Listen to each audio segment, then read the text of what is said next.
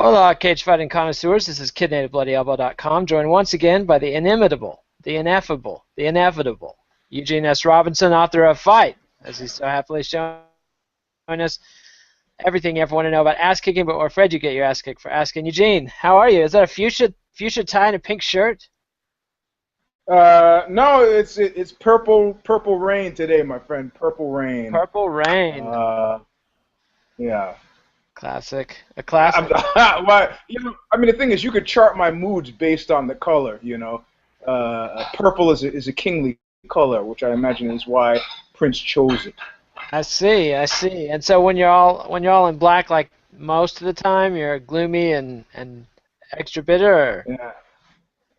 Yeah, that's a sort of correct key. But right now, I'm on the warpath, as befitting a king. If you are an Instagram friend of mine, you know what I'm talking about. There are guys who owe me jack, who are now threatening with physical bodily violence because I am not Mike Goldberg. I see. I'm gonna have to get on Instagram to see this. Yeah, and to quote 50 Cent, the DA can play this fucking tape in court. I'm gonna kill you. Oh, he's just kidding, everybody. And I would say everybody. I like that. Oh, he's joking. He jokes. Nothing to see here, folks. I'd say move along, but we got no live viewers today because we're on YouTube probation. We'll be off. I can't go into why we're on YouTube probation, except to say we're innocent and will be vindicated. But for now, we are on. We do have one viewer. We have a few viewers that can watch on this channel. But so hold on. What are you saying? You're saying that this will not be on YouTube? No, it'll be on YouTube. It just won't be on our. It's on our alternate channel. You've experienced the mix-ups when we have the wrong channel live sometimes. We're on the wrong channel. I'll have to put it on the right channel later. Does this have anything to do with something I've done? No, you are completely free and clear, and I don't even want to get into who was involved because it wasn't his fault either. All right. I will say it involves a major corporation that's not one of the ones I usually hate on, and I'm not even going to invoke their hated name. No, it's okay. As long as it's not me. If it was me, you would find that my reaction, based on the purpling of the shirt, to be rageful, out of proportion to the original insult, and massive. I see. I've been reading I've just finished a big history of the French Revolution. So Napoleon, the best general the world has ever seen. But what about the revolution itself? Where do you come down? You a royalist, a constitutional monarchist, a Republican, a Girondist, a Jacobin, a Herberist? I am the guy who is building the timbrels. I will only charge you. 30 francs for another timbrel. And that's the little carts that they took Marie Antoinette to be guillotined in. Oh, they took a lot more than her. Well, I know, but just she was notable. Yeah. But Correct. You know who had a good gig was Sanson the Great, the executioner. He worked for King Louis and then executed King Louis, executed, all the bigs, Danton, Robespierre, and survived the whole thing. Like, died in bed. I mean... Well, you know what? It must have been especially satisfying for him to see his boss coming up and the great line from the Godfather. He knifed about 10 of them.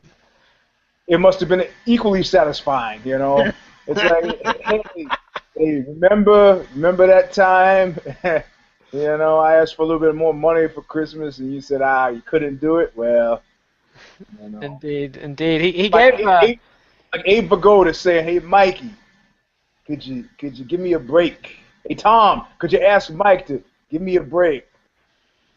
No breaks, said Abe Vigoda. No breaks. So there you go. Anyway, so yes. So we're going to talk a little bit, since you're the steroid man, admitted former steroid user. We're going to talk. Hey, who? What? What are you talking about? I don't recall. I think some Spanish guy said that. I see, and posted it on Aussie.com under your name. To quote Chael Sonnen. Yeah, I think he did it under my name. I see. So we're into the Chael zone, which is appropriate because I'm about to quote Chael Sonnen. I set the segue up for you. You see how a professional works? It was very good, and then calling attention to it was that extra. You didn't even comment on how smoothly I did the intro. Inevitable. Fuck. Now I can't do it again. You should have just stopped while you were ahead. No, I know, but I mean I did it perfect. perfectly earlier, and the one fan we've got watching can rewind and see that for himself. But He's a here's what cop. Chael had to say. The one fan is a cop. Fucking sitting in his cruiser outside where I am now. Well, I think if you follow Chael's path, you'll be of no concern to the police. So this is the third time you brought up Chael. I shall not stop you. Tell me what I failed to know on the drive over. The headline is, I'm not going to apologize because I'm not sorry. That is an excellent reason to not apologize, Chael. I have to applaud you there. He says, people were saying, why won't he say he's sorry? I'm not. I'm not going to apologize because I'm not sorry. I'm a consenting adult. I knew exactly what I was doing. This was a premeditated decision. Here's the problem. PEDs worked. The problem is it helps. There's a term out there, a performance-enhancing drug. The reality is it's all medicine. All medicine is made to make you better. If it did the opposite, it would be malpractice. You're not going to the doctor to say, give me something to make me worse. I was taking things and they were making me feel a little better. I came from a little bit different time. This isn't like the guys of now. This is back when I grew up in the 80s. I would go to the local health food store, your GNC, and take everything on the shelf and hope that something would work. Whether you're talking proteins, whether you're talking creatines, whatever it might be, if there was a guy on the label and he was big and strong looking, I was begging my mom and dad to buy me that. I've tried everything over the years on the off chance that something might work, and every now and then you'll find something that does. For me, the litmus test was flawed, but here was my litmus test. It can't be a steroid, and it's got to be legal. I can't take anything. I don't want to be in possession of anything that's not legal. What I'm talking about there, I'm not talking about the commissions and their rules. I'm talking about the law. I'm talking about, am I holding something in my possession and then a police officer sees me, am I allowed to have that? If the answer is yes, then I'm in. That was my test. If I could get it legally, if there's a legal medication, I'm taking it. I'm not cross-referencing it with the commission. I'm not taking the rules or someone else's over that of a doctor. That's what I tell myself to sleep well at night. So, what do you think? Man, he almost got it there. It's like he almost landed the plane on the aircraft carrier, but at the last 14 yards, just crashed it right into the side. You know. I see. And where did he go wrong, Mr. If he's trying to make a case for, I answer to a higher authority, that is the law of the land, not the athletic commission. Fine, play chess, man. But I was with him all the way till the end. I mean, I'm not entirely sure that that's what he is saying. I think when he's saying this is what cheating is relative. I can sleep at night because I know that this passed the letter of the medical law, and yes, it may have been verboten in the state athletic commission, but those rules change all the time. If a cop stopped me, looked at my stash of Sustanon, Decadurablin, Proviron, Equipoise, Clomid, Novadex. I'm sorry. Those just roll off your tongue. I just roll off the tongues and other things. But if those were in my car, the cop stopped me, could I produce a piece of paper to show that I was legally, cleared to have these? Yes, I could, and that's all that mattered to me. Whatever, man. Just stop. You should just stop. So if it's medicine and it's going to make me better, I'm taking it. You get no apologies from me. Kiss off. And so where did he go wrong? What is it at the end that he said? Because it opens itself up to a certain kind of confusion about whether or not he's attempting, whether it's an exculpatory issue or not, whether he's attempting to, say, well, the doctor said it was okay, therefore I thought it was okay. Number one. Number two, the doctor said it was okay. Because the doctor said it was okay, the law said it was okay, and I don't know, like Albert Speer, famous Nazi architect, when they asked him in the Nuremberg, they said, what about the Jews? I ain't hear nothing about no Jews. This was his claim, and it saved his life. So if Chael was like, I don't know nothing, I don't know nothing about no athletic commissions. Okay, man, I'm not buying that. Please just stop. Just say, kiss off. The doctor said it was all right. In my mind, that was all right. I sleep at night. Fuck you and fuck your athletic commission. I see. So what you're saying is that his error was when he gets in, I'm not cross-referencing it with the commission. That's where he should not have said. Right. I see. Fair enough. If you don't even acknowledge their authority, then perhaps they'll just go away. Correct. That's at least that's what I call the Joseph K. argument. I mean, you can't help but like. And that's Joseph K. from Kafka's the trial. Yeah, where they show up at his door to arrest him, but it's not an arrest like we know here in the West.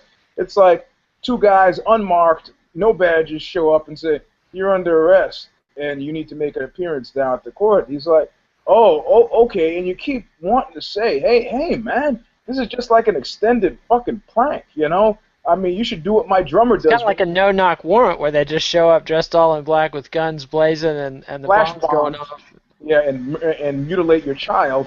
No, or this is like my drummer's response to getting a jury summons for jury duty, throws it in the garbage.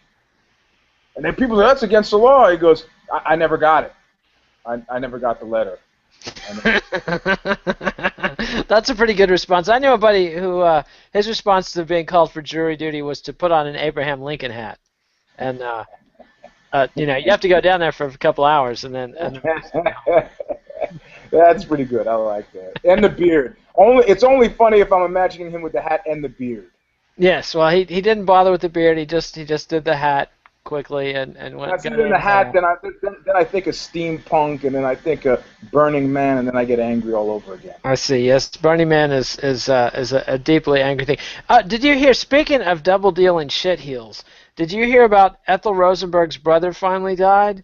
Oh yeah, I did hear that. I did hear that. This I got to Google this dude's name, but this is the guy who snitched out his own sister. The Rosenbergs were executed in the electric chair for passing the secrets of the Manhattan Project to the Soviets. I think. And actually, what's super compelling about this is that you will find a fairly large constituency that says it was driven by anti-Semitism and that they were railroaded. Yes, although that was weakened considerably once we had the KGB's records, which showed that they were in fact passing the stuff. But it also showed KGB, famous friend of the Jew. Well, you know, I mean, a lot of the KGB founders were Jewish. Yeah, of course, right. they were all systematically purged, but that's still there. Purged. But yeah, so David Greenglass, this guy, it turns out he was the one handing the shit to Rosenberg, and in order to save his wife, ratted out, lied. He admitted later that he lied about his sister taking notes in a meeting, and that's what got her the chair. And man, that is remarkably shitty. Yep. That is hot oven stuff. But and I bet he went to bed every night, much like Chael Sonnen, slept like a baby. Yes, there's a great quote. To say he pooped his pants and woke up crying every 2 hours. There's a great quote in here. Fuck. Now the Times adds to their stories. So you get a story. It's like the New York Times website is like written in water. At Bloody Elbow, if we change something, we note that it's changed. The New York Times, they just go in there. But yeah, he talks about how he slept just fine. Let me find sleep at night. Now the quote's gone. Well, fuck the New York Times too. But anyway, yeah. Now he apparently claimed he had no problem sleeping. He did his 10 to 15 years and no problem. Anyway, so let me tell you an interesting vignette during which I'm about to get shot here. I'm gonna name some names. When I worked at Music Player Publications, my boss Tony Keith called me in and he said, "I need you to lay somebody off." And I go, "For what reason?" He said, "Well, we're preparing the company for sale and we need to mitigate some red ink." I go, "How much red ink do you want to mitigate?" He said, "Well, $2 million. I go, "There's nobody on my staff that's going to make a dent in that. You know," I said, "I'm not going to lay off the guy who I just made drop out of graduate school and come here to be my assistant editor. I'm not going to lay off the woman, my managing editor, whose mother just died. And I'm not going to lay off my 58-year-old designer, who just bought a house. I'm not going to do that." And he goes, "Okay."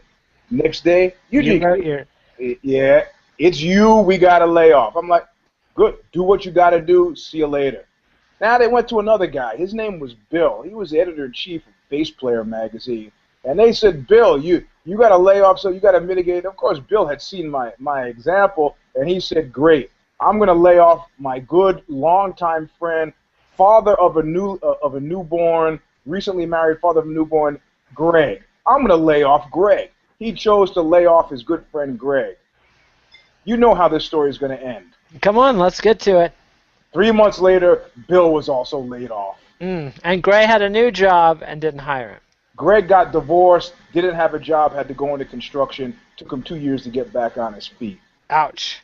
Ouch. That is brutal. Life is hard. So collaboration gets you fucking nothing every time. From the Warsaw Ghetto to Bill at Bass Player magazine, it gets you nothing. It's true. It's true. You like Steve Coogan? You're a fan of Alan Partridge? Yeah. I love that guy. Have you seen the new movie he made a couple years ago? I can't remember what it's called, but it's an Alan Partridge movie. Yeah. Yeah, there's a hostage scene, but there's a whole bit where he's going in to defend his buddy who's the late night DJ. That's right. And he's saying, don't fire him. And then he sees a memo that they're considering it's between Partridge and this other guy. And immediately he's just like, just sack Jack. Like, the takeaway, this guy's old, he's Irish, he's stupid, get rid of him. Look, believe me, craven self-interest, I'm not above that. But you know what? I don't like the muscle. What movie was that? That was a great movie. It was a gangster movie where it was a Deadwood where he was Ian. What's the guy's name? Ian Black? No. The guy that said cocksucker every 5 minutes? Yeah, that guy. He said. Swearingen was the character's name on the show. What was it? Yeah, Swearingen. Swearingen. Yeah, Swearingen. He said, Yankton represents muscle, and I just don't like muscle.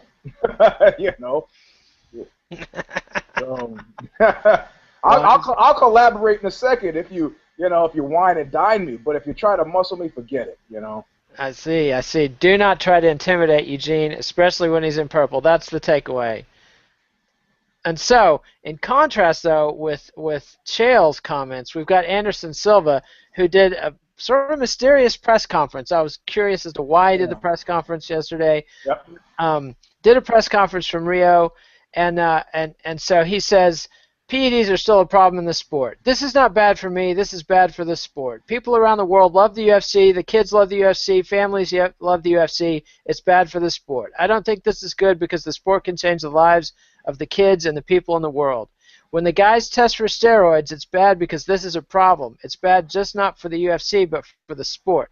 And he says that anyone with a positive test should be banned from competition. When the guys test for the steroids, they should have no more fights. When you use the steroids, you use them for a long time. When you use the steroids for a long time, you have a problem. It's a drug, and it's not good for the sport. Steroids make the sport bad. If you do the sport in a good light, you have a good life. This is my opinion. Well, prior to me taking steroids, there was a guy who was an Olympian from the Mexico City Olympics, and I asked him about them, and he wrote me a long letter in which he said that he was twice the man he was before he took them, and that his life had been on a downward slide ever since.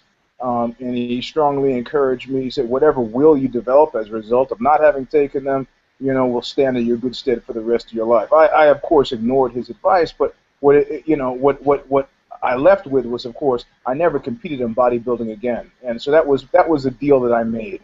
That I was not going to have a causal connection here between what I wanted to do and what I wanted to do. So Anderson Silva is probably 100% correct, but there are also business reasons that if you were to institute this, what immediately would happen is some Sharpie, and I don't know who it was, said, look, we're not doctors, we're fight promoters, and we have been assured by all of our fighters that they're clean, and we run a clean league, we trust our guys. We don't have to test because we trust our guys. And this league will be filled with monsters who have an offering now that people turn to when they turn away from the UFC. So, you can't leave competitive spaces here. I mean, I like the idea of bans for life, but you're not going to ban anybody from life from a promotion that says, we trust our fighters. Indeed. Well, Wanderlei Silva, who didn't take a test but got banned for life for refusing to take a test, he's now talking about he announced his retirement and not in the blaze of fury, but now he's hinting that he might be coming back, and there might be another promotion, possibly ONE FC in Asia, that'll take him back. So that's a classic example of what you're talking about. It seems like there's always somebody out there. Well, and anybody who is a professional fighter, like I talked about on Knuckle Up this week, unless you got clocks at the house that are running backwards, you're stuck, man. They're not fucking up. I mean, people like, Eugene, why you get up at 6 o'clock every morning to go do jiu-jitsu? You know why? Because outside that one guy that's become a jiu-jitsu meme who's like 92, there are no 92-year-old jiu-jitsu players, man. Well, they're there, but they're not playing. They're just kind of, hey, put your arm there. Hey, put your head down. All right. You know, I mean, so you got to go. Now's the time. I could play chess until I'm dead. You know, I can't do jiu-jitsu until I'm dead unless I'm looking at a premature death. I don't think Glenn Campbell's playing a lot of chess these days. Alzheimer victim there, so Yeah, I'm kind of Alzheimer's is something else, man. Yeah, that guy's great. Yep. Yeah. Did you see the new Glenn Campbell video that they released? He recorded it a few months ago, but it's I'm not gonna miss you. Yeah, in the, what was it? It was filmed in the hospital. It seemed like, right? There's some footage from the hospital, but it's tons of family footage. But they show him there, like looking at his getting an MRI. They show him getting the doctor explaining the MRI to him, and man, it was sad. I mean, it's clearly sort of patterned off the Johnny Cash Hurt video as a career move, but it's about Alzheimer's, and it's a unique take on something that's just wiping out everybody I know has a relative or a loved one that suffered from Alzheimer's or is suffering from it now, and so it's powerful, man. And to see someone like Glenn Campbell using auto-tune, like this is a master musician, like and now he's reduced to using auto-tune and singing the song I'm not gonna miss you because I'm gone, man. I mean, it was it was something else. But this Anderson Silva thing, though, I don't know. Don't you think it's a bit disingenuous for him to be calling for a ban to life when he knows it's not going to happen? I mean, it's just like. Well, Anderson Silva's thinking about his pocketbook, man.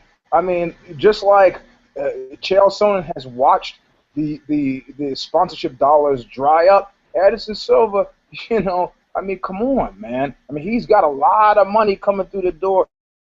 I mean, this is the only reason these guys do this. Why do you think Kung Lee is fighting this, man? I mean, Hollywood is notorious. It seems hard to imagine that since it's been so much of his calling card, and I'm going to do a callback to my earlier mention of 50 Cent, but, after he got shot that 9 times, people disappeared, man. Hollywood is notoriously risk-averse. That's what their wild man packaging is exactly that, packaging, I mean, you can go back when the Doors got out of control, when it wasn't safe self-destruction, they started to got cooled out just as easily, as quickly as anybody else. So Anderson Silva is taking the exact opposite tack, And that's like, like that great scene from Empires of the Sun, which I always reference, when the guy, pick up that rock, I'm an officer of the British Army, crack! And a Japanese soldier hits him in the head with a gun butt, and John Malkovich jumps out, and the guy goes, I'm okay. And Malkovich looks at him like, and he picks up the rock. Anderson Silva's picking up the rock, Jack, I mean, indeed he is. Burger King money, I want the Coca-Cola money, I want the Nike money. And I don't think we've seen any new Burger King Anderson Silva ads since he lost his title. I could be wrong, but I wonder if Not here. I don't know what's going on Globo TV. I don't think a great deal is going on Globo TV. From what I'm hearing is that the parade of love for Anderson, for all of MMA really, has dramatically fallen off since they lost the Brazilians. And I'm going to indulge in one of my favorite things, national stereotyping, but some have said the Brazilians are fair weather fans. And they were all in the UFC when it was Anderson Silva knocking out Americans, but when they don't have any Brazilian champs, when Junior Dos Santos gets crushed, Anderson Silva gets crushed twice, they're gone, Jack. Well, that's what sports tells us stuff about ourselves that we like to hear. It tells us stuff we don't like to hear. I mean, we just saw this with Sweden and Alexander Gustafsson saying like, "Hey, fuck you guys," I mean, and I'd like to repeat something I said on Knuckle Up as well, and that's that. Can you think of any other job in the world where guys come to work with broken arms? And you're referring the World Series of Fighting title fight where Ryan Ford claims that he went into the fight with a broken arm and hid it from the WSOF promoters and the commission regulators, which there's no way to verify that. He could have broken the arm during the fight. I believe we can verify it was broken before, but we don't know what. He said it was done. It was done Tuesday at practice, the Tuesday before practice. But I don't know. I mean, it's all kabuki theater as far as I'm concerned. You know, until you get multi-billionaires out there fighting, I have to question the motivation and the drive of everybody doing it because nobody's rich. Yeah, but everything's relative, and the difference between no money at all and some money right now is pretty motivating for most people. I mean, Well, I finally come down to what my drummer says when I say, "Why would that guy do something like that?" He just looks at me like I'm an idiot. He's like, "For the money." I go, "The guy's got $50 million." He looks at me like and says, "So?" It's never enough. How many times am I gonna have to tell you? It's never enough. yep. Once you get hooked on that grabbing, that cash grab, then it's just gimme, gimme, gimme. I want some more. Why do you think Warren Buffett gets out of bed? Well, you think he's worried about paying the rent? Clearly not, and I don't even think he's sweating his ex-wife's rent or any of his kids' rent. I think he cut his kids off from his trust, but I don't know. I mean, if you're Warren Buffett, it's pretty fun because you can just like crush a company or a country, you know, just like There's kind more than that. There's Warren Buffett. There's Carlos Slim. There's Larry Ellison. I've memorized the entire list of guys who have more than me. That's a pretty big list. But George Soros, one of my favorites, because he destroys whole countries. Yep. Well, Soros is great because he's always got that "I escaped from the Nazis" things, which I like. So. Yeah, yeah. And for a while he was dabbling with funding liberal politics while he was, then crushing sovereign nations and their economies. I always thought that the conservatives You know what I say about sovereign nations? Screw them. Eugene. Eugene. No, I mean, no. Look. Okay. Anyway, we'll go down a rat hole with that one. You know. All right. Well, because to believe in the sovereignty of nations, you have to believe in the inherent dignity of humanity, and I'm not signing on for that. Well, really? You're bucking the tide of a lot of legal precedent there. Yeah, whatever. Go to Kmart today and spend 5 minutes there, and you tell me about the I had to take a inherent bus dignity. home from the shop, dropped my car off the other day, and stupidly left the baby car seat in the car, so my wife couldn't come pick me up because she had the baby. So I had to take the bus home, and how was that? I don't like people, Eugene. I normally around my little cozy West Austin enclave, I hate the local rich people, but then I was on the bus and those poor people are smelly and cranky, and I didn't like them either. So, it was... Yeah, that's it. Hey, I mean, what do you do? It's like B.J. Penn back when he was a jerk and was out here in Northern California going to a bar and said, "You're in my spot." The guy moves. He goes, "You're in my spot too, man." These guys are all in our spots, I hate the rich guys. I hate the poor guys. What are you going to do? Exactly. Well, if you're BJ Penn, you have more options than I have. So, Yeah, right. But did you see Ronda Rousey said she doesn't want to reveal what she makes, that it's her business. And what'd you make of that comment? Did you think that was just sort of a random out of the blue comment, or do you think that was something the UFC was real happy to have her saying? No, hey, look, when I went to train once with Jake Shields, right, for an article I was writing, a thing where I fight the pros, I said, "About how much do you weigh?" And he told me, and I was like, "Bullshit." I'm super adept at this point now. It's like a carnival act. I can put my hands on you and tell you how much you weigh. And we happened to be having this discussion in the locker room, and the scale was right there. I go, "Get on that scale." He's like, "No." I go, "Get on the scale." He's like, "No." And so then we're wrestling like we're 12 years old. I'm trying to wrestle Jake onto the scale, and he's like he's like, it's not American Jiu-Jitsu at all. It's like, I'm going to do everything in my power to get off of that scale. I'm not going to take, in other words, he was fighting defensively, which was interesting. Of course, I don't probably need to say I didn't get him on the scale. I didn't think you did. It's pretty hard to get anybody on a scale. Like, I put my 18-month-old on a scale, and if she's not down with it, it's, not easy to get a good... A buddy of mine has been trying to get his girlfriend on a scale for the past 2 years. She's refusing. Yeah. What is he? And he still has a girlfriend for 2 years? Like, he has now found a Bluetooth scale that costs like $375 that he's going to install in their house and link it up to his phone so that the next time she gets on it, it lets him know how much she weighs. And you're outing him here because she's watching the show. He doesn't watch the show. He doesn't watch the show either, so that's why I'm talking about I it. see. I see. I don't know, Eugene. But back to Ronda Rousey. This is like a classic. So yeah, so this is a pretty tacit admission that I make a lot. I make so much that if you knew how much I made, it would distract you from even you wouldn't be able to. It was like the desert island thing where you look at the guy and he looks like a hamburger. You'd look at me and you'd just see like Benjamins. So that's what she's saying. Yeah, yeah, because like they just refused basically to sign. They couldn't come to terms with Gina Carano because she wants Hollywood money, and they Nobody needs to see that fight anyway, man. I think people would be interested in it. I mean, it's a class. It's like Not Matt for Hughes. wholesome reasons. Well, was Matt Hughes and Hoist Gracie for wholesome reasons? Yeah.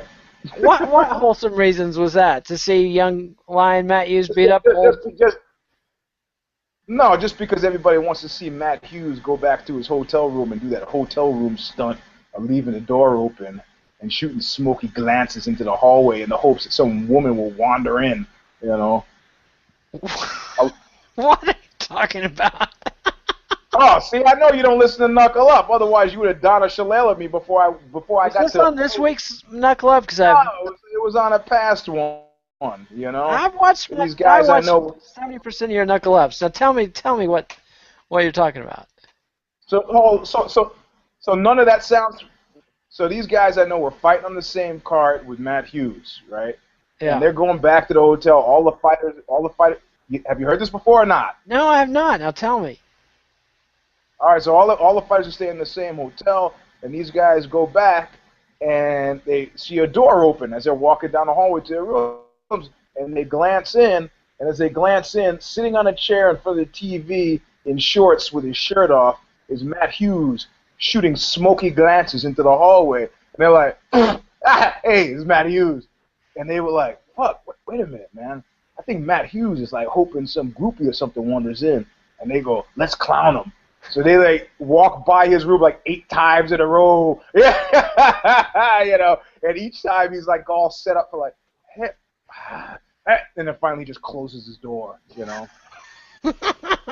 Trolling Matt Hughes. Now I'm gonna have to go back. See, we're plugging Knuckle Up, Eugene. Is what we're doing. We're plugging a show every Monday. Knuckle Up. I'm just telling you, you're Donna Shalala and stuff. I'm assuming it's because I didn't even tell a story because I thought you would have got. I heard that story already, but that's not the rules. If it's on Knuckle Up, you can tell it again here. This is a different show.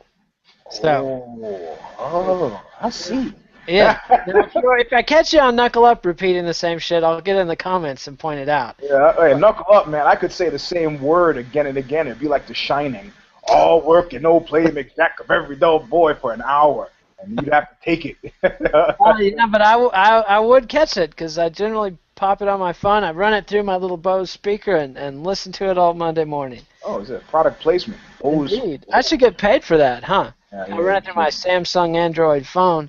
Maybe you should send them a picture of you holding a gun. That's what I do. That's, people love to sponsor crazy gun nuts. Yeah, that seems to be the case. Maybe. Some people do, but it probably won't be Glock. I posted on Facebook, you saw about the Glock empire coming unraveled because the old man, it was a family business, and now the old man's nurse, his hot, sexy 50-year-old blonde nurse, has got between him and the wife and the kids. So that happened, man. When I was a director of marketing for that porn company back in 1999, and the guy shows up at my house, like the chief operating officer in a red convertible, and he goes, I got your business cards. And I go, come on inside. He goes, nah, I'm covered in vomit. And I look down, and I go, what? And he said, see you later. He pulls off. I call the CEO. I go, hey, Bob, so-and-so just came by here covered in vomit. He's like, oh, well, his father had died. He was a big, like, Sheldon's Hollywood producer guy. Did, like, I don't know, whatever, Gilligan's Island, something like that. And he died. Silverstein. Nah, yeah, could have been. I don't know. I don't remember. But it was a guy like that. And got married, younger woman, died, hadn't changed his will. Huge fight. And the son finally went out 3 days before he met up with me. Had a 3-day party, hotel room, paid company, and lots of blow. And ended up vomiting on himself, passed off the business cards, and drove off into the sunset never to be heard or seen by me again. Wow.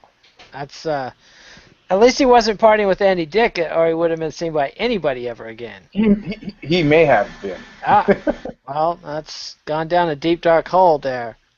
Speaking of deep dark holes, people have been And Andy bugging us. Dick. That too. People have been bugging us for more music talk and more movie talk. So since this is an extremely light week for UFC news, little Eugene Robinson wants to talk about his favorite family film, Solo, or the 120 Days of Sodom. I do not recommend this one for watching with your mom and dad. So tell us about Solo. What is it that makes Or better yet, I remember I had a date, right? And I show up at the house, and the woman says, well, because she figured like I'm a normal guy, and so she had to have something prepared for the evening other than, actually why I came. And so she goes, I got some movies. Which movie do you want to watch? And Solo was one of the movies that she had, and there was some perverse delight I took in, like, I go, I'm thinking to myself, having already seen Solo, when I saw it, there were only 2 copies in existence in North America, and it had to be smuggled here from Canada to be shown. And I said, well, it would be nice to see if we could watch this whole movie and then have sex afterward. I go, but there's a strong possibility it could make that completely impossible.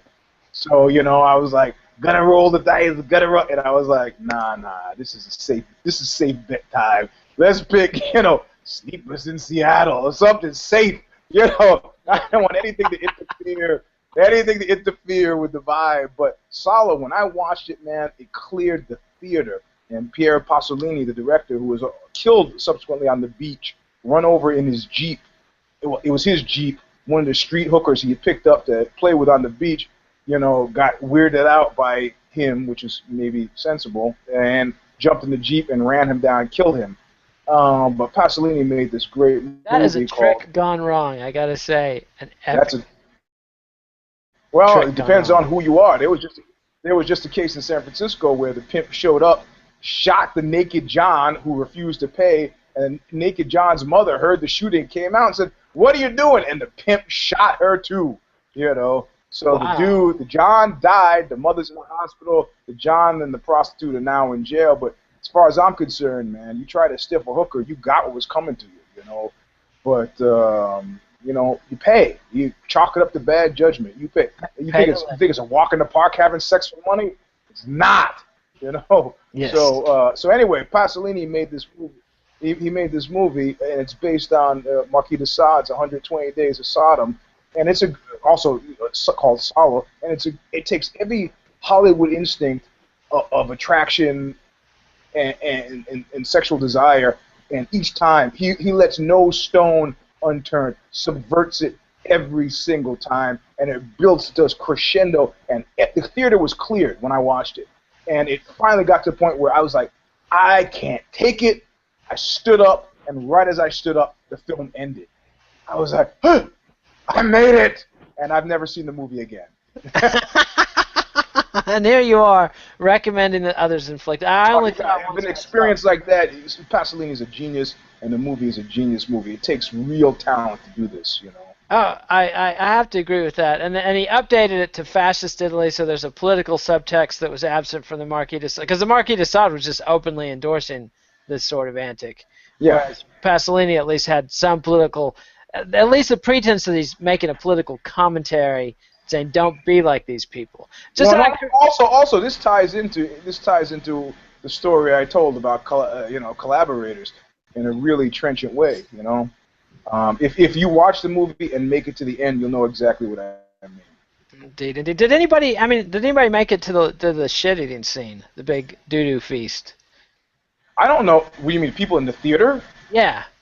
Like what? I sat in the front row because I wanted to get it all. I see. I'm like the guy who sits in the front row with a roller coaster. I didn't care. I'm sitting up there, but it was.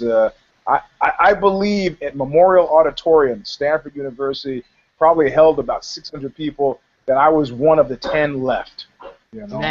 Man, I'm not squeamish, man. I was going to see Sonny Chiba in Street Fighter when I was like 11 years old, purely because a guy gets his balls ripped off in the movie. But it's fake, and the idea Yeah, is this is what made Pasolini so uncomfortable because he hired his entire cast. They were all street hookers and so forth. So you know that there was maybe some possible blurring of lines. definitely. And the little old man, the repulsive guy, like that guy has seared into my brain. Like, you know the dude I'm talking about, Ami. Like, Yep, yep, oh my yep. God, that guy was the most loathsome. I'm gonna look him up on IMDb later and see if he ever did another movie, because that guy was. Well, you know, there's an element to human nature that Desaad actually captures and that Pasolini recreates, and that it's really hard for if somebody runs into your house right now and hits you in the head with a hammer. I actually feel nothing.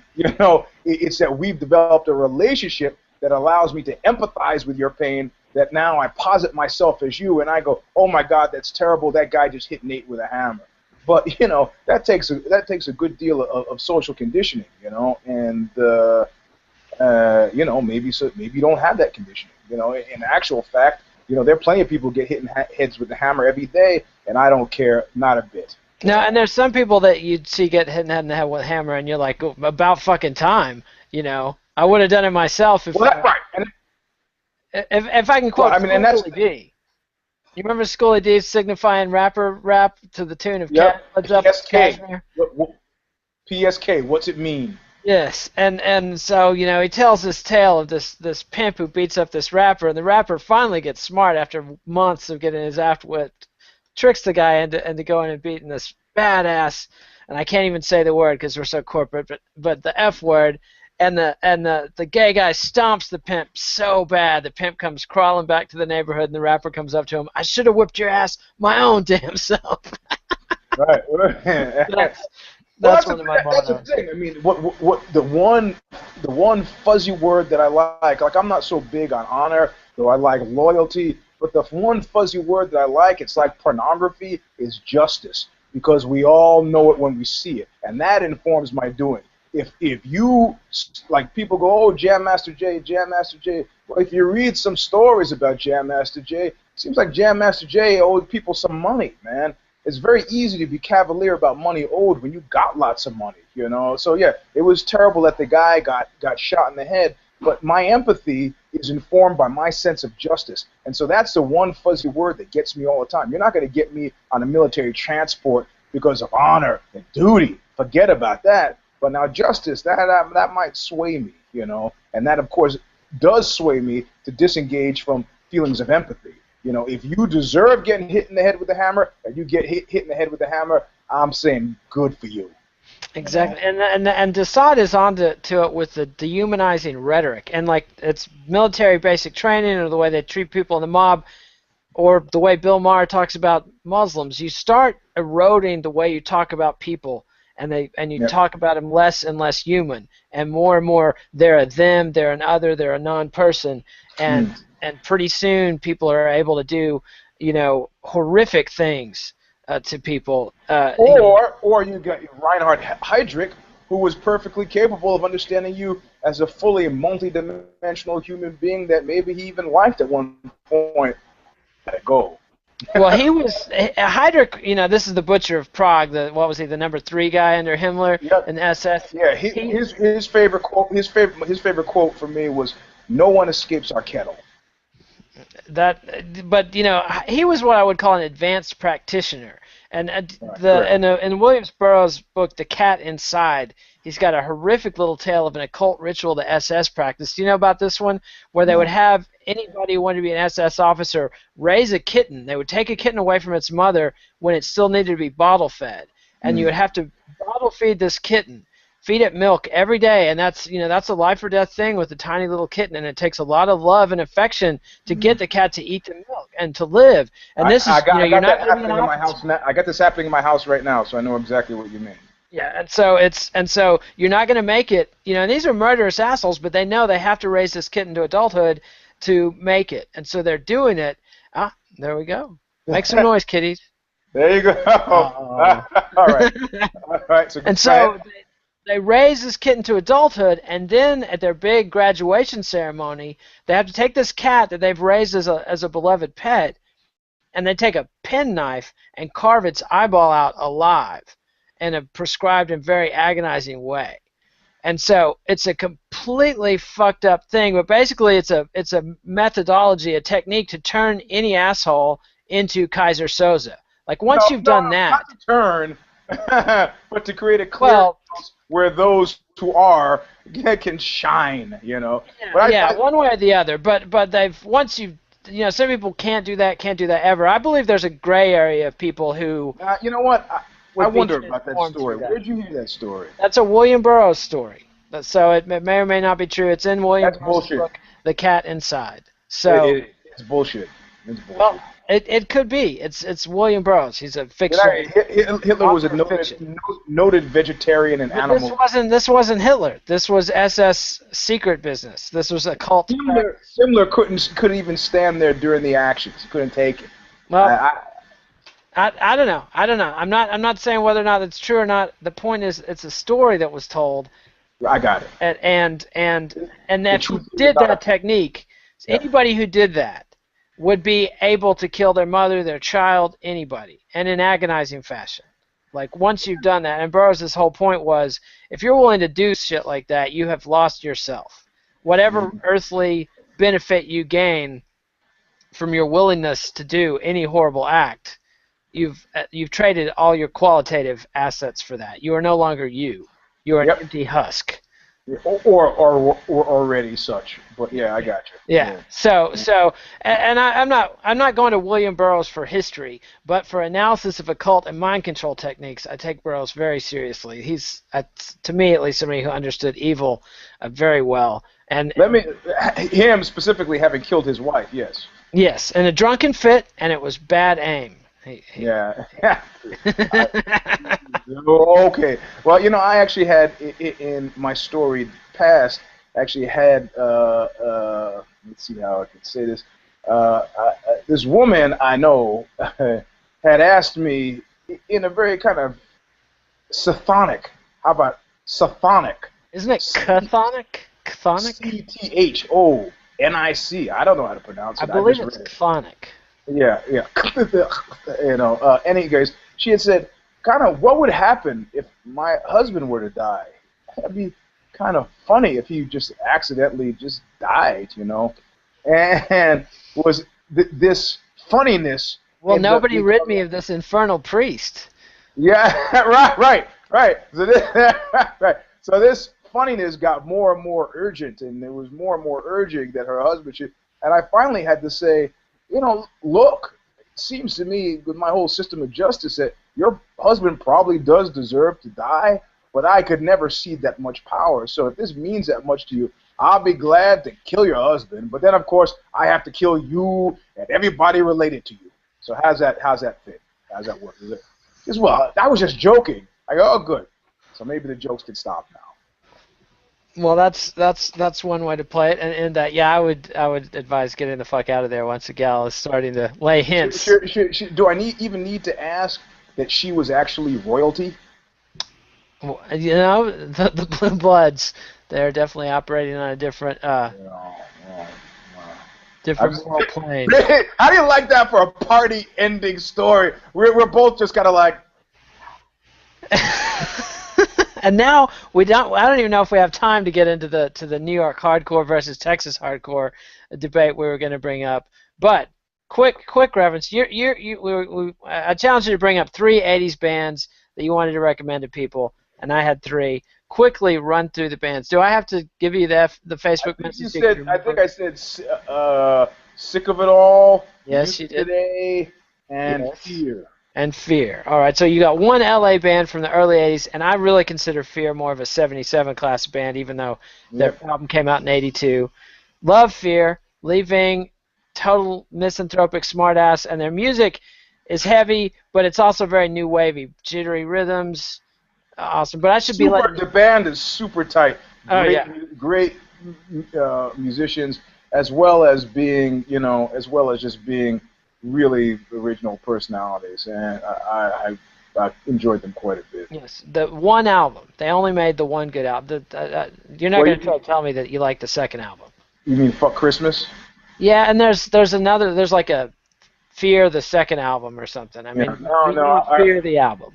no. I'm talking about the first one. Yeah, yeah. And Lee Ving got distracted with his movie career and the whole bit. So, but the other two And bands, the John Belushi thing actually took a lot out of them. yeah, they were on Saturday Night Live. They were guests on Saturday Night Live. And the young Ian MacKay of all people, they brought in a whole bunch of punks from D.C. to New York Yeah.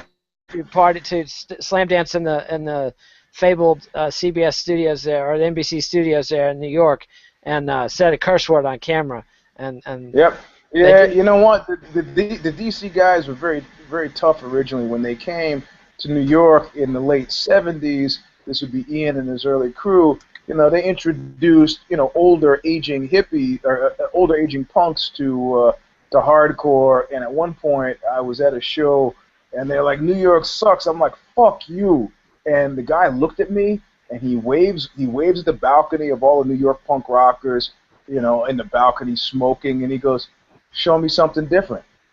And I was like, I could beat him to death, but he actually has a point. Well, what happened in the interim, I went away to California, came back. When I came back, like 9 months later, New York hardcore, there were trails of the guys who were still in the punk rock, but New York hardcore had been born. And those DC guys came back with the same kind of attitude and got their asses beat. But ironically, it was the Bad Brains moving to New York from D.C. that ignited the whole thing. Partly. Yeah, I mean, if you want to talk about hardcore bands in New York, there was Heart Attack, Kraut, and the Stimulators. And these were the bands that had kind of, Harley with the Stimulators had existed. They were a punk rock band, but he wrote it over into their audiences were hardcore, and then it all just crystallized around the Bad Brains. And Kraut was and the Beastie Boys. Well, the guy from and Kraut, right? And the guy from Kraut, Doug Holland, the main guitar player, actually just recently wrote a letter full of vitriol to Harley, saying that he held it against him that he said, "You tricked me into quitting Kraut and joining the Cro-Mags, and I would have been huge if I'd." No, you wouldn't have. No, Kraut was done. And Heart Attack, I never heard any vinyl off Heart Attack, so I don't even know if they made. God Is Dead was their one big 7-inch, but you would. Jesse Malin is now owns and runs several bars down the Lower East Side. Hangs out with Bruce Springsteen and did a couple of solo records himself that are actually pretty good. My last conversation face to face with Harley was the singer for that band, Shock, S-H-O-K.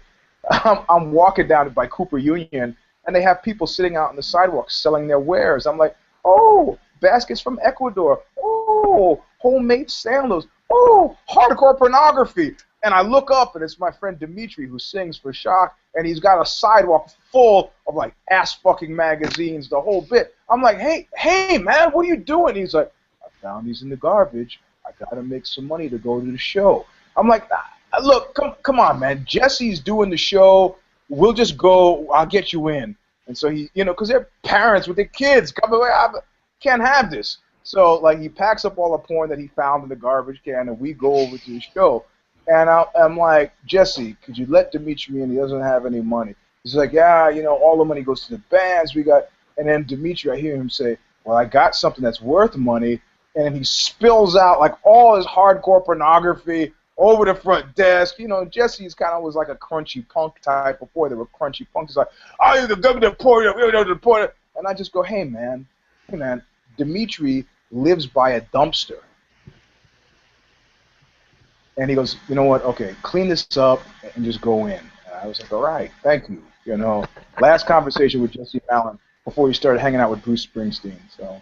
I see. An uplifting tale. So I managed to successfully derail you from talking about Sick of It All and Youth of Today, which were your picks, which to me... I slept on those. I put those on the list because I slept on them so fucking bad. I mean, you see... I didn't just sleep on them. We fucking hated those bands when I was like a drug-using 20-something, and they were I understood 20-year-olds like... They were never straight edge. Well, Ray of Today talked a fucking ton. Youth of Today. Well, also I put them on the list because Ray Capo. Last time I talked to Ray Capo was about 10 years ago. was a Brazilian Jiu-Jitsu purple belt. So in terms of the people who were in the community who made the jump, Harley being one of the more noteworthy ones, a Renzo Gracie black belt. There's him. Then there's a dude Duff, right, from Guns N' Roses, who was a jiu-jitsu player. So, and David Lee Roth was even going into Renzo's place at a certain time, but he was not hardcore. But there are a few people from that community who actually got serious about Brazilian Jiu-Jitsu, and I didn't start take. It was because of that he sent me some records. I started listening. I was like, God. But then I talked to Harley about it and told Harley, I said, man, I really slept on those guys. He goes, those guys from Connecticut, those fucking New Jacks, and I was like, that's it exactly. That's why I dismissed them out of hand. Yeah, I dismissed them just because I was already outgrowing the straight edge thing, and also because my roommates and I did a Cookie Monster does Youth of Today imitation around the house constantly. We're Youth of Today. That was like we did that like for an entire semester in college. But I actually like the Shelter album. I like that one better than the other ones. But Sick of It All was also too. I was very reactionary against old school punk revivalists by the time they came around. So I'm gonna have to that's what they were, and they really put it over the top with that video. What's it called?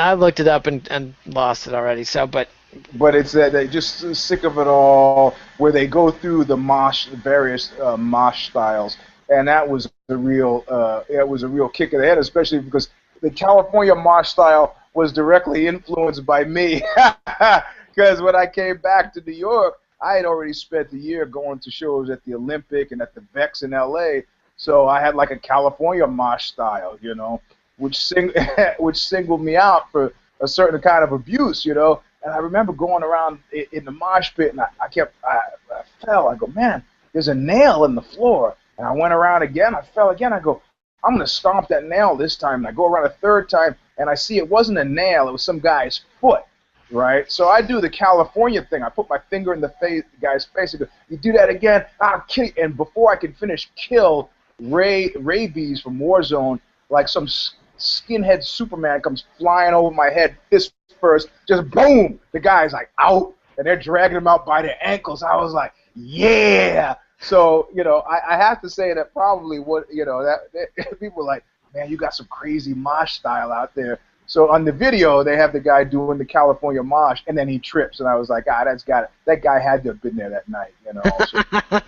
I see. Now it's my turn. I got to give some shout-outs to some Texans. Dirty Rotten Imbeciles, DRI, fucking... Who am I? DRI. I just saw them play, man. Oh, really? Yeah. Is in one of them like is Spike battling with cancer or something? Yeah, supposedly he was, and I think he's gotten better. I'll see if I can balance that while I try to get some food in my mouth. Yeah, supposedly he was, so, Well, that's good. But see, I always loved the first DRI. They put out a bunch of 7 inches that later they put into a 12-inch, the Dirty Rotten LP. Fucking, oh my God, I think the ultimate hardcore record. And then the second one, Dealing with It, with I'd Rather Be Sleeping, In My Bed, Sacked Out, just fucking kills. And I think that there's a bunch, I don't pay any attention, but a buddy of mine tells me there's a whole bunch of what they call post-hardcore bands that are kind of influenced by them now. So, I had a hard time. I had no good reason to dislike those guys, but when those guys came to San Francisco, they came as part of this Texas wave and with NDC. Crazy. Yeah. And NDC were unbearable assholes. Well, Dave Dichter is a friend of mine, Auschwitz. I like those guys. They were great musicians. They were never assholes to me, so... Well, they were preachy and insufferable. Like, I wasn't, like... Preachy and insufferable. Well, that's Dave Dichter, was preachy and insufferable. I would agree, but music-wise, they were just phenomenal. But they came out with such fanfare. Correct. They came out with such fanfare that I just instantaneously was resisting the hype, And the only one of those bands that really caught on with me were the Dicks. And I've been a Gary Floyd fan, fucking hands, Yeah. And the big boys and the Dicks, Randy Biscuit Turner, big fan, because they were doing this wild Texas shit that nobody else was doing. Did you get to see the big boys live? I did not see them. Yeah, I never got to see them either, and that kills me because I've seen every other Tim Kerr band since then, Poison 13, everyone, I can't remember the names of them all, but every single one of those was immeasurably better live than they were on record. Like people would bring Tim Curran to produce records, and I would be like scratching my head, like, this is a guy who cannot bottle his own lightning. Why are you bringing him in to produce your records? Great guy, and every band. I don't know. Every time I wrote him to put one of my bands out in his label, TK Records, he denied me. But he is a good guy. Yeah, he also, you know, never gave. He liked a demo tape one of my bands did. Then he saw us and never even looked at us again. So. But then, you know what I realized as I got older, man, those guys didn't have shit, you know. By way, the only only one of those guys that made significant amounts of bank was Gibby, you know. And Paul Leary. Paul Leary's the one who made real money when he produced Time. And actually, the Butthole Surfers were always just mercenary scumbags, and they had a big audience, and they were the first people. They were the first people that went to Austin. They put us up. You know, this is 1981 or 82, and they gave me. We were in the van driving to the venue, and they gave me their demo tape, which was Brown Reason to Live. You know, and you could Donna Shillelagh's, but I'm going to finish it anyway. And we're listening in the van on the way over, and I go, this is fucking great. And Gibby steps out of the van to go to find out where we could pull the van around. And I go, this is great. He goes, thanks, man. He gets out. And as soon as he gets out, I go, but they'll never make it with a name like that. More prescience from Eugene S. Robinson. So add that to the Beastie Boys and my suicidal tendency story, and you have a solid track record. That's why you never made it big as a record company exec. But what can you do? But we should talk about the Dicks a little more, because I swear Gary Floyd, one of the best singer-songwriters to ever come out of Texas. I prefer the Orange album, These People, with the San Francisco version of the Dicks. Dead in a Motel Room, fucking incredible. Of course, the classic Dicks Hate the Police, incredible shit. And I sang a song with him. And it was actually a fucking high point, man. And as a high point where he was like, you can sing. I was like, well, coming from you. I mean, I said all those stupid fan things that fans say, but I was like, coming from you, man, that's fuck. And it was Chicken Farm by Latter Day Dead Kennedys off of, was it Frankenchrist or Bedtime? Yeah, I think it was Frankenchrist. Yeah, so that was the last one I memorized. And then everything he's done, Sister Double Happiness, Loved, everything he's done. Gary and he's a great guy. Great guy. So check out the Dicks, Kiddies, and DRI, and we'll blab more. I didn't say that. I saw DRI, and I used to be friends with Josh Papp, I think, who was in the band, and I've developed a late in life affection because they've so steadfastly hung on to what they did. But you know, MDC got through my defenses. Gary Floyd, the Dicks, didn't see the big boys, and by the time you showed up there, I swear, Eugene, give those first two DRI albums and then listen. Forget the metal stuff. I mean, if you like punk metal, Crossover is great, and Four of a Kind is fine, but those first two, the Dirty Rotten LP and Dealing with It, I mean, it's just tortured, gnarly guitars. Just it's like if Black Flag had followed up what the implications of what they were doing musically without turning into the process of weeding out. Like, you mean without the child molester? Well, child abuser. I'm sorry. Who? What? Oh, you haven't read this about the custody fight that Greg Ginn is having right now with his ex? No. How did I miss it? I hate Greg Ginn. God. The what do you call that thing that you file with the court? The affidavit. Yeah. You know, details. You know, him whistling at his daughters, telling them they look hot, throwing water in their face, denying them food, locking them in bedrooms. You know, this is not by any means the final nail in this guy's coffin, but there comes a point where you're like, how many? Okay. Yeah. He ripped off every band on the label, except for Oxbow. Okay. He's done. I mean, he's made so many questionable, and this is like I think, man, the worm is turning on this one, Well, I mean, you need to look it up.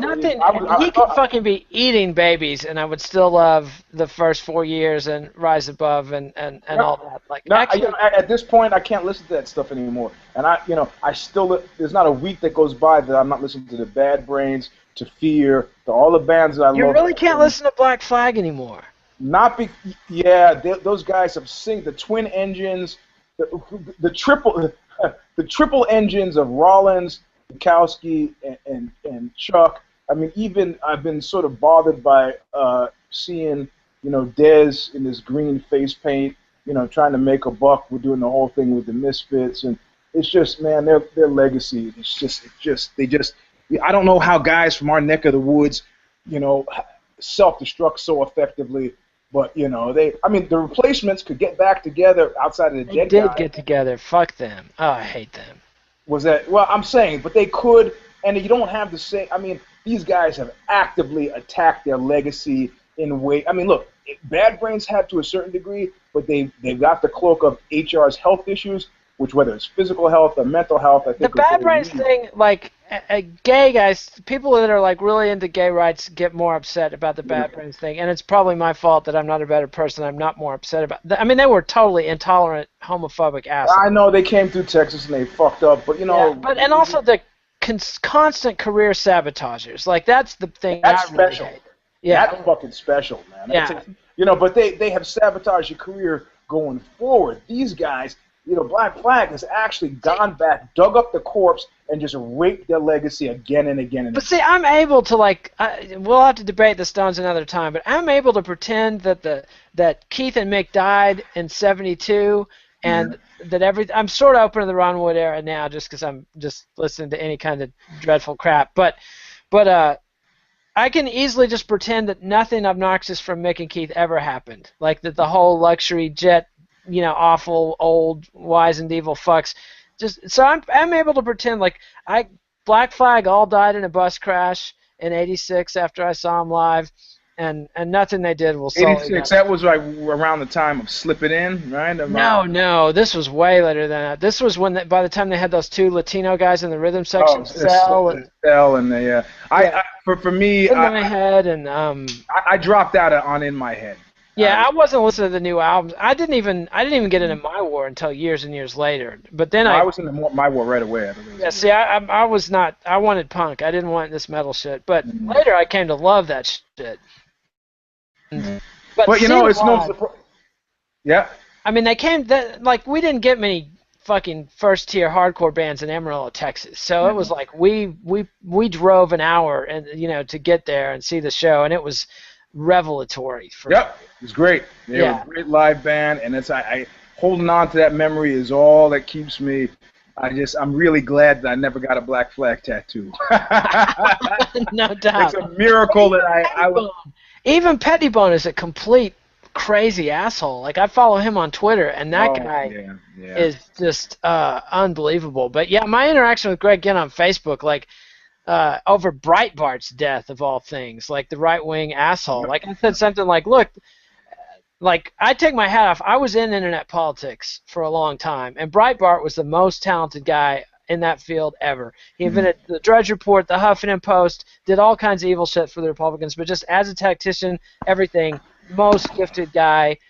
But his big legacy is he tried to prevent black people from voting. I was like, fuck, what a waste of talent and humanity. Like fuck him, I'm glad he's dead. And Greg Ginn just got all then we had this great exchange, and then he blocked me, and it was all lost before I could screen capture the whole thing. But so well, the thing is, I got a thing that you could do a lot, but the guys who are unkind to their kids, man, I used to be a big Picasso fan until I understood, and same Faulkner, shitty to his kids, and like Brando, I love Brando, but Brando wasn't actively shitty to his kids, just neglectful, Well, John Lennon was a terrible parent too. I don't know. I tried to John Lennon. Yeah. Oh, yeah, but I didn't care when John Lennon got shot. I didn't care. Well, see, that was a big deal for me. But you're not a Beatles fan. Nah, when John Belushi killed himself, then I was upset actually. That was also a massive bummer. But I didn't like Neighbors or Continental Divide, so and it was before, so I wasn't, I was like, well, he was done anyway. But I don't know. I tried. My wife and I were talking about this on our walk yesterday. She can't handle James Brown because she read something or heard something his daughter was saying about watching. I read the same thing. Yeah, and it's like I haven't been able to listen to him since then, man. Like Bing Crosby was a horrible, horrible sadist as a father, and I still love Bing. Well, but with Bing, there are questions. All of his other siblings go, I don't know what dude is talking about, but he was great to me. It's like he had it out with one kid, you know. Well, two of them committed suicide, and both of those had made allegations of child abuse. Oh, okay. Oh, So, yeah. and also the fact that he was Bob Hope's best pal, and Bob Hope was the definition of a moral cipher. And that doesn't make me love Bob Hope's comedy any the less. Yeah. But like, there's a great anecdote about Bob Hope crying on the way home from Bing's funeral, and his driver was like, "What the fuck? I've never seen Bob register any feeling for anybody else." And another flunky was like, "He's not sad about Bing. This asshole just realized he's gonna die. That's what he's saying." Well, you know, I don't know. In that way, Bob Hope, his character was consistent with his characters. You know? Yeah, his character was conceived by writers working for him who based it on what a sniveling, cowardly, weaselly, two-faced asshole he was, and he never got that they were just writing a horrible, evil caricature of himself.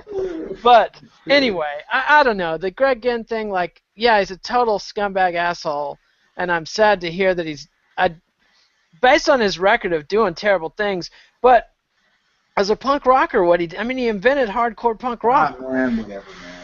You know? He also locked his kids in the bedroom and threw a glass of water in their face, you know? Yeah. You think he understood what hardcore was about? I know lots of guys who are into hardcore did terrible things, but was hardcore like really a viable ethical system? We're gonna have to come back to that. I mean, you know, like that's actually a good point. You know. Yeah, because outside of any place other than Washington D.C., was it? You know. And even then, like Washington D.C., I don't know. Maybe Fugazi does seem to have held up, but at one time, I think we can say safely that it was a protest movement. That I'm comfortable as a blanket statement. They were protesting something. You know. Yeah, and they did try to create a consistent form of ethics and held themselves to it, and it was a pretty good one. But I don't know. At this point, everything is so corrupt and craven. I don't think anybody in modern culture was pointing in the right direction. Hey man, it's a real time. We've gone over. We've got to go. Yeah, we went over. So thank you very much, Eugene. And we'll be back. Subscribe to MMANation.com on YouTube. Follow us on Twitter at KidNate, Eugene S. Robinson. And we'll be back next week with Care, Don't Cares, and Vivisections, and the whole bit. And Knuckle Up! And Knuckle Up, of course, on Monday. None of which will be able to be seen live, probably, but they'll all be on YouTube, and they'll all be on BloodyElbow.com as soon as possible. So, all right, man. All right, see you, Eugene. All right, bye.